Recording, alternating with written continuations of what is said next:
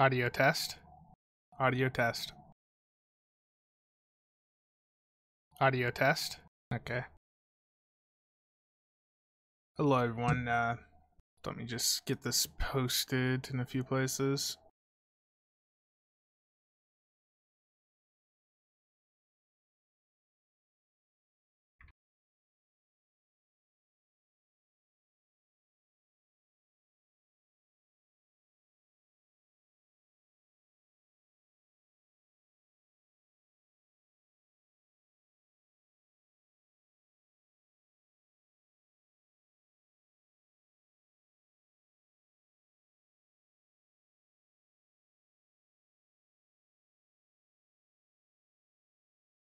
Just getting this posted. Just give me a minute here.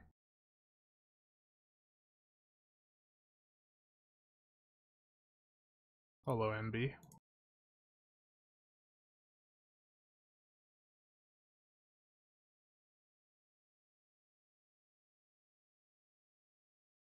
So I'm going to be exporting this to YouTube after this stream is done, so anything I say here will be sent over there eventually.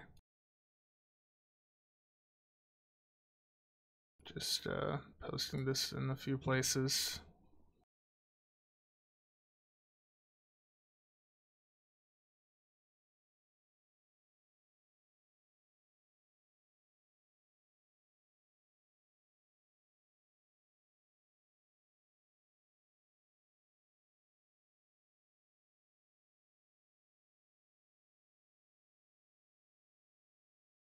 Okay, so let's just get into the main topic here, and that is the Foundry.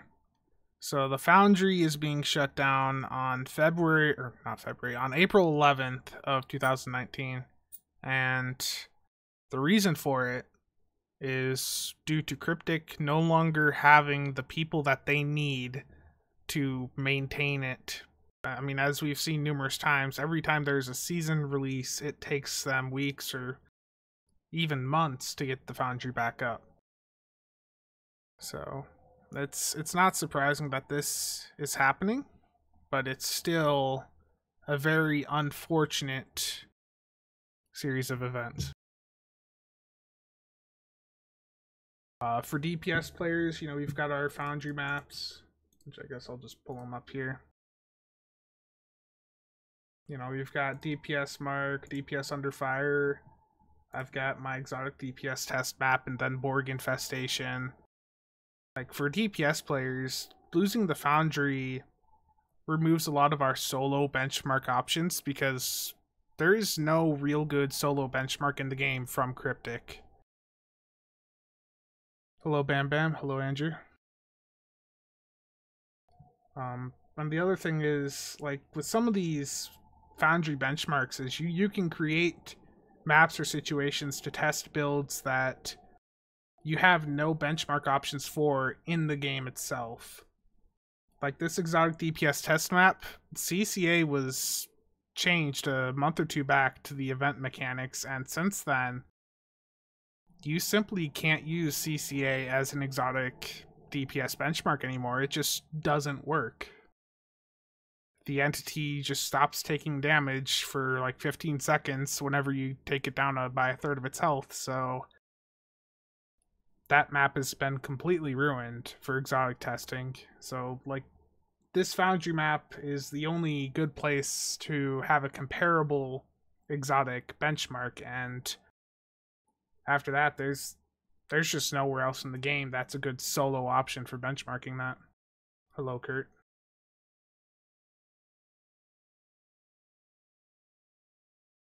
But, like, on the other side, too, like, but DPSers are certainly not the only people impacted by this, but we've also got the people that actually make really good story missions using the Foundry. All these people essentially got an announcement yesterday that their game was shutting down in just over a month. That is basically what that announcement was for them yesterday. Like, all these people that either create the story missions in the Foundry or, you know, the people that actually go through and play them, That gets them through the large amounts of content drought from the game itself, because Cryptic's only coming out with a new mission every 3 to 6 months. So you either stop playing the game in between that time, or you go play player-made content. So losing this system is a huge letdown for the game in general. And if anyone has any questions or comments, do feel free to add in.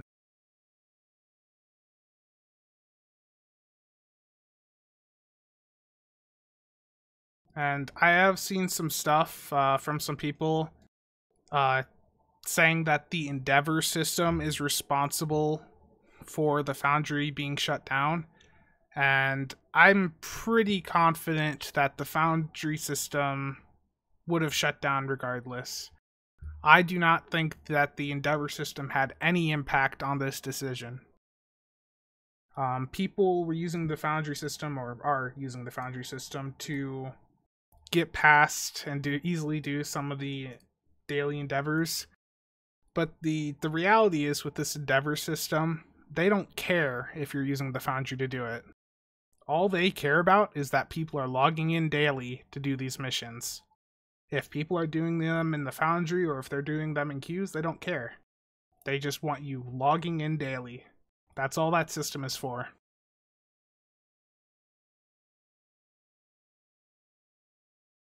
And there have been some exploits and that in the past via the Foundry that were much more severe than doing a few of your endeavors a few minutes faster.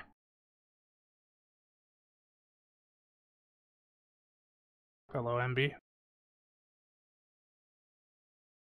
I probably sound a little different. I'm using my better mic right now. I was just trying to record this on Audacity, but I gave up after like 3 takes and decided to just stream it.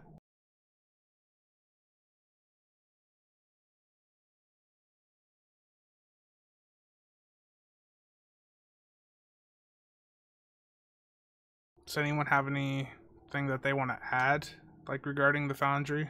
Any questions or anything? But like, when it comes to the Foundry exploits, just to give an example, one that was really big, probably the biggest Foundry. So there were 2 really big Foundry exploits. Back in the day, before I even started playing, there was one that let people get like infinite amounts of dilithium. Okay, so that's obviously much more severe than people using it to complete endeavors a few minutes faster. And they didn't shut the Foundry down over that when they could have. Then a few years ago, there was people grinding an infinite amount of contraband via the Foundry. They didn't shut the Foundry down for that either, so I don't believe that the Endeavor system had anything at all to do with the Foundry being shut down. Anyone that's going around saying it's because of the Endeavor system, they don't know what they're talking about.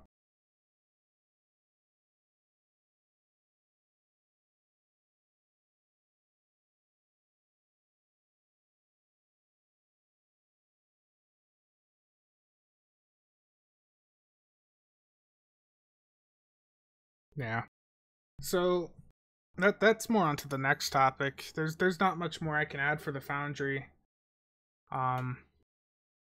Like, it's losing this system is a serious hit to endgame. For the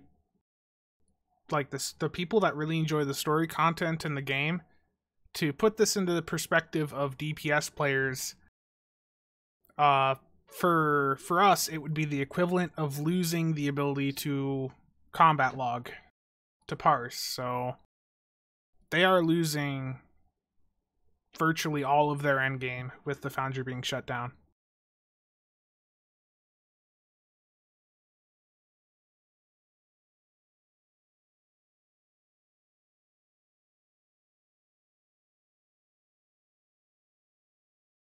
And PWE mobile market, yeah. I think I don't know what they're gonna do to make up for this.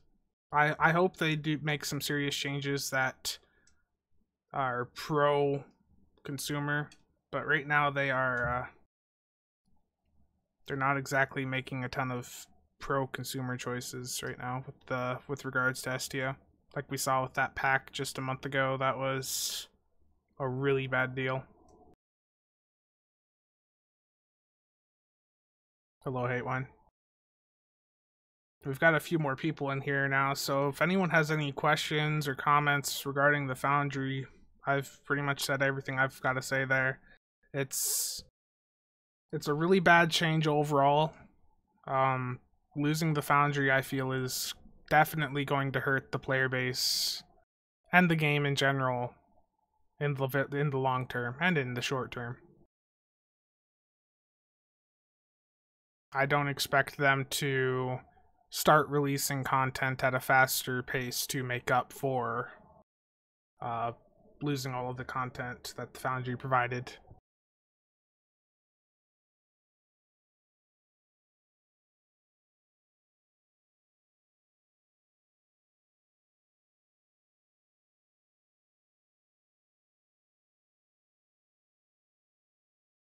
So I guess nobody has anything else to add there. With regards to the general state of the game, I don't know where the quote came from, but one of the developers last year discussed how the account is the player, that they were swapping to that logic, and so far they've done a few things that have went in that direction. We've got the Endeavor system, which is account wide. We've got the tier 6 reps being auto, or once you hit tier 5, you're auto sponsored.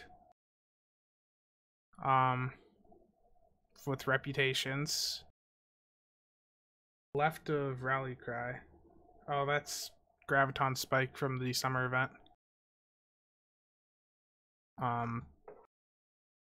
But that there needs to be some serious changes from Cryptic in regards to character bound items that should be account bound.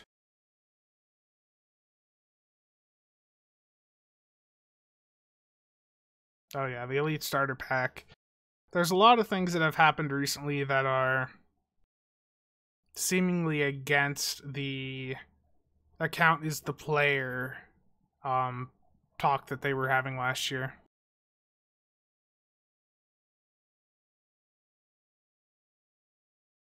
What rebalance, Ranger?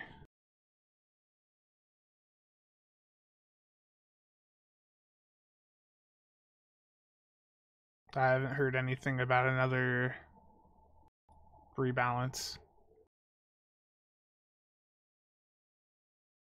Yeah, the Elite Starter Pack, that was really shady how they did that. So they removed the Elite Starter Pack from the store and then replaced it with this Elite Services Starter Pack that was the exact same cost.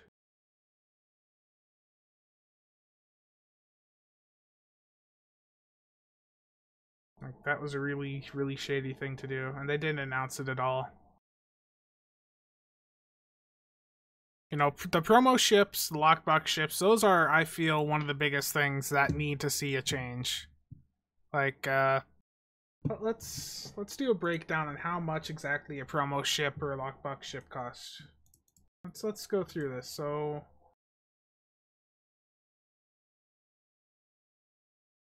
let's see here. I can't even get to the promo ships. Let's, everyone likes their tier 6 constitution, so let's look for tier 6.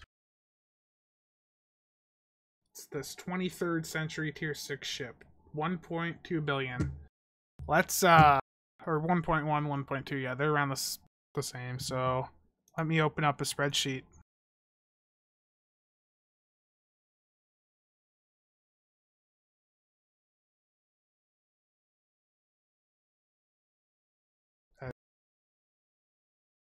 Starts responding.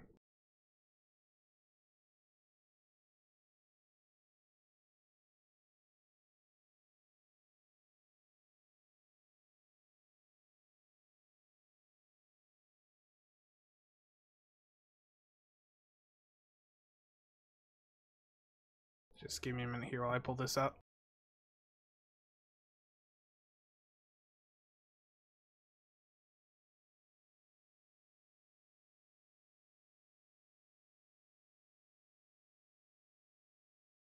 Let me get desktop capture on.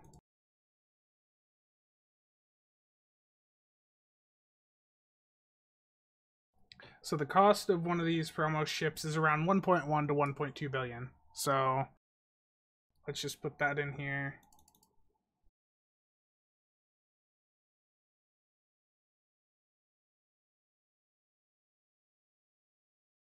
Need to get some commas in there.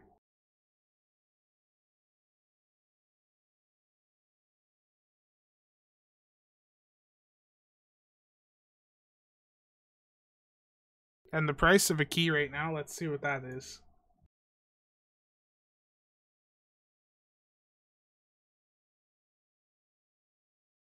$4.2 million for a key right now.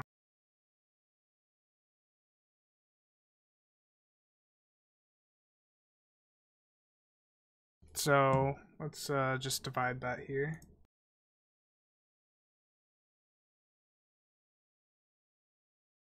You need 261, or basically 262 master keys right now to afford a promo ship. Okay? So well, 10 pack of keys is 1125.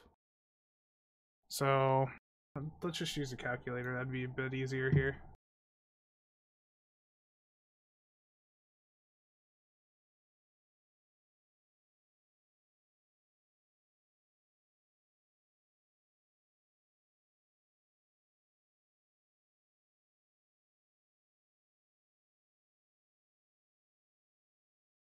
Yeah, I know. So let's just do that. 1125. So you're looking at almost $300 worth of keys. The tier 6 Constitution or any of your promo ships, if you buy master keys in the C store, is $295 right now. Right around that. Okay? And that is a single character ship. That promo ship and all others like it are single character unlocks.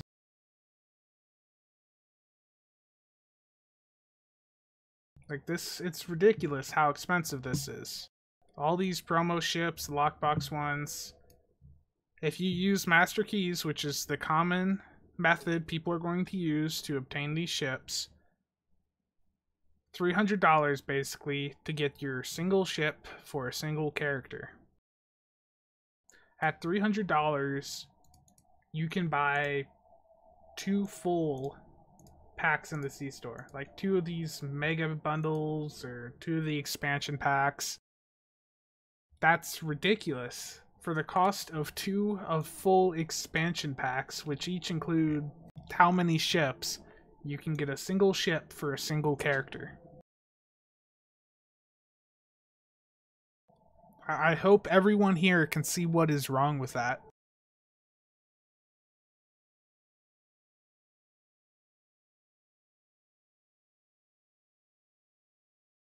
And then if you look at lockbox ships, so let's look at the TOS Dread. It's a very popular ship, has the DPRM console. So we don't even need to use the calculator for that. 420 mil with keys right around 4.2. That's $100 worth of keys, or 100. Yeah, right around 100, 110. Depending on if keys are on sale or not, and they are not right now. So 100 keys would cost you $111.25. Yeah, I can't math. $112.50. I need more coffee. I can't do basic math.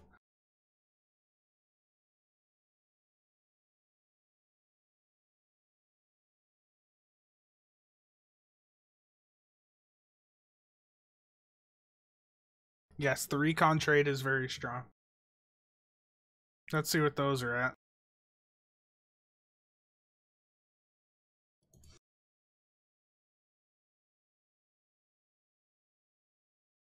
Let's just look by tier 6 and go in the descending order.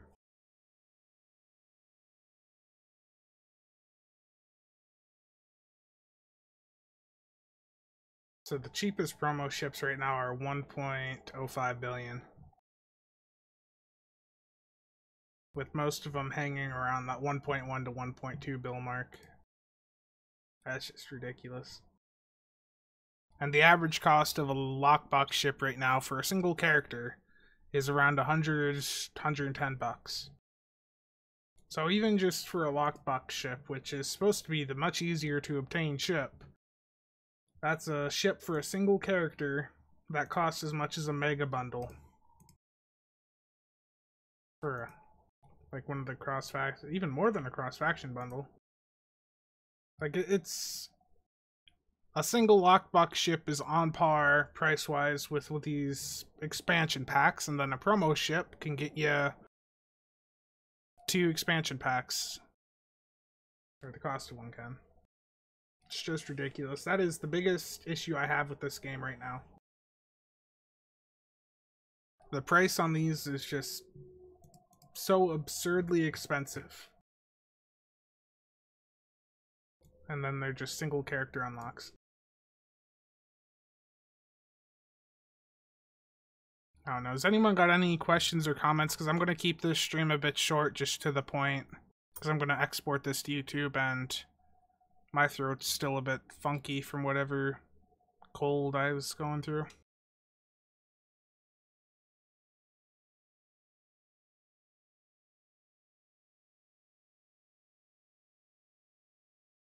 Yeah, the time it takes to farm a large amount of EC is pretty insane. No, MB, I'm not. This stream is not for any stuff like that. This is just purely me talking about stuff.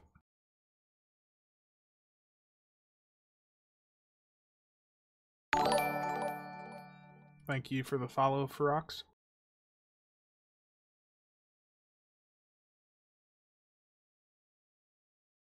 Yeah, and that's like from a monetary side for Cryptic. You gotta figure there's how many people that never even go out and buy these ships because of the cost. You know, if they made a change and made them account wide, people would probably go out and buy them. What is the average key? So the all lockbox ships have a 0.5% drop rate. So you're looking at about 200 keys on average.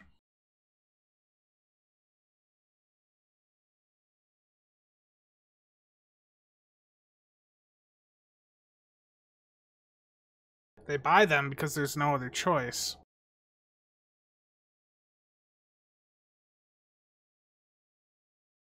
Will the DPS mark channel be removed? With regards to STO combat meter, we will be removing DPS mark, DPS under fire as tables on the parser. We will also be removing CCA as there's no way to actually like go in and get a good parse now because of the changes they made to it.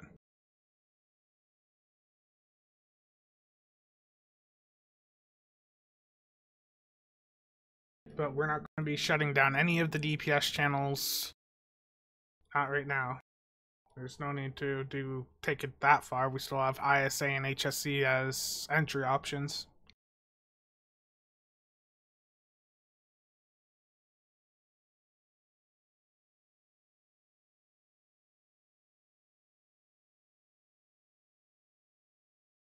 I'd love to see an option to have promo ships, lockbox ships right in the C-store, but I think at a minimum they need to make them account-wide unlocks.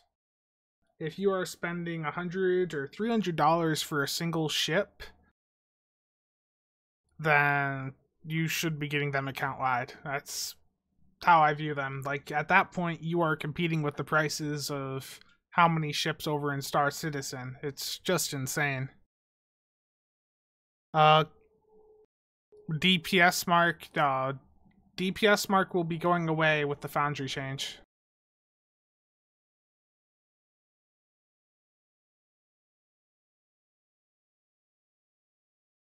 And I think for the DPS channels themselves, we are going to be evaluating everything that happens over the next 6 months. Our server is paid up for until August of this year. That hosts the entire like the DPS League table with all the uploaded parses and all that, but I think at this point, unless something significant happens, something that shows Cryptic is putting some more effort in, like on the player, the things that players like want or need. Like we need some solo benchmark option from Cryptic. I think that would go a long way, but at this point, if things continue down this path, we are looking at discontinuing the upload function of the parser, because that server costs $200 a year, and if we're down to the point where all we have to upload is ISA and HSE runs, and if there's as little if activity keeps decreasing with the DPS side of things, then to us there's not really a point in keeping a $200 a year server up for very few people to use.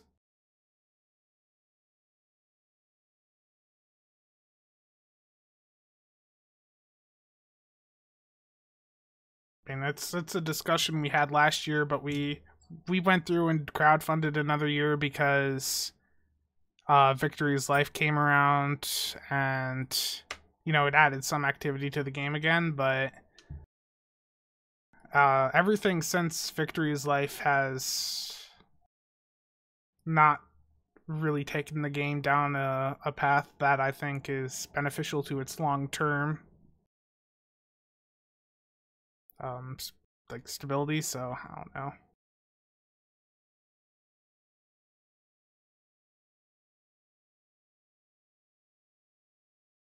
Like, I'd like to see Cryptic add in some solo benchmark maps for people.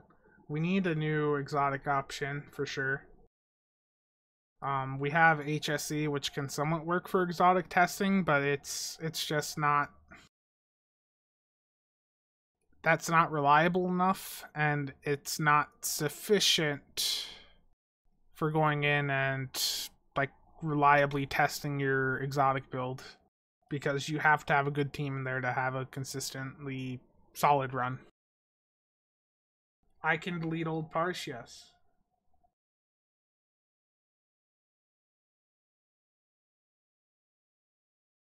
But we're just gonna wipe the entire DPS mark, DPS under fire, and crystalline catastrophe tables. There's no need for us to have them anymore.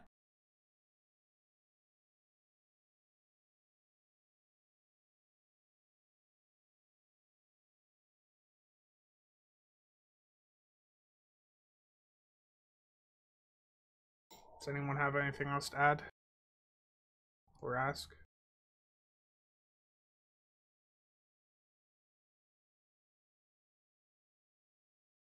Well, SCM will still continue to exist.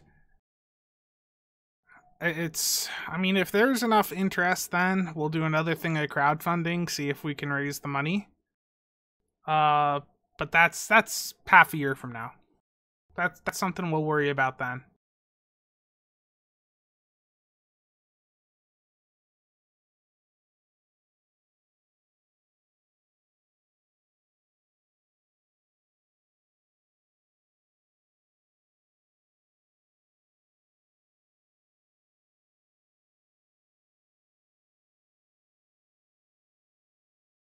The exchange rates that's entirely player controlled. That's what we need, is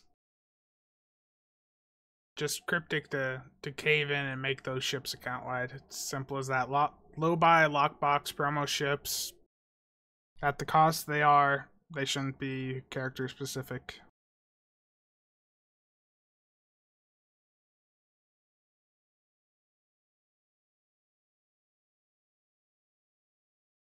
But anyhow, that's gonna be it for this stream. My throat's still a bit iffy, so I'm gonna just call it here. Get this sent over to YouTube so people can hear my thoughts and disagree with me in the comment section. So thank you everyone for tuning in to this short little stream. Hopefully I've went over enough of the basics here for some of you to get an idea on my thoughts. And I will be streaming again on Friday, so stay tuned for that. I'll actually be playing and doing some stuff. And, well, yeah, Dem It's either keys or promos, yes, but yeah, them doing stuff with the drop rates, them making things more common won't happen, but at a minimum, I feel that it's within reason to try and get ships made account-wide. I feel that is within their capability. But anyhow, see you all Friday.